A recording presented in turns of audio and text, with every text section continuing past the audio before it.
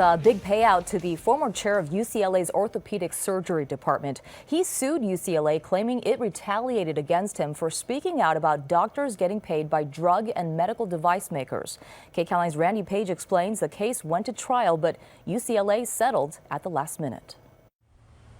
Regents for the University of California have agreed to pay the former chair of UCLA's orthopedic surgery department, Dr. Robert Pedowitz, $10 million to settle a whistleblower lawsuit the doctor brought against UCLA after Dr. Pedowitz made serious allegations about undisclosed money UCLA doctors were allegedly receiving from the medical industry.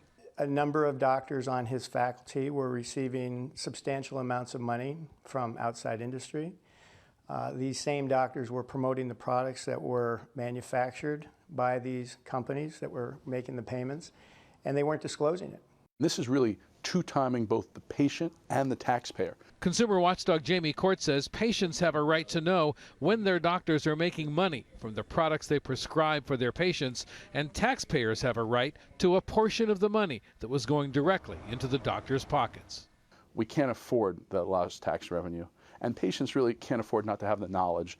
UCLA declined our request for an on-camera interview and instead has offered this written statement, which says in part, UCLA acted fully within the scope of law and UC policy in this case. The statement goes on to say, multiple investigations by university officials and independent investigators concluded that conduct by faculty members was lawful. Patient care was not compromised. UCLA adheres to stringent ethical and procedural guidelines and will continue efforts to do so. They're still in denial. They say they didn't do anything wrong. They said there was no patient safety issues, and that is not what the evidence was. UCLA says with the case resolved, it will focus on moving forward with its clinical and educational research. In Westwood, Randy Page, KCAL 9 News. As Randy just reported, the UCLA case was about to go into closing arguments when that settlement was suddenly reached. We asked Judge Marilyn Milian of the People's Court what might have led to the change.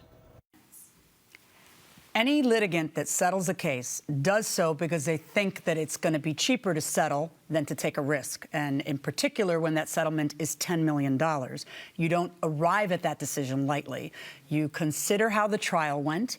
You consider what your chances are if there's going to be an appeal. You consider how costly an appeal may be in terms of lawyers and litigation costs.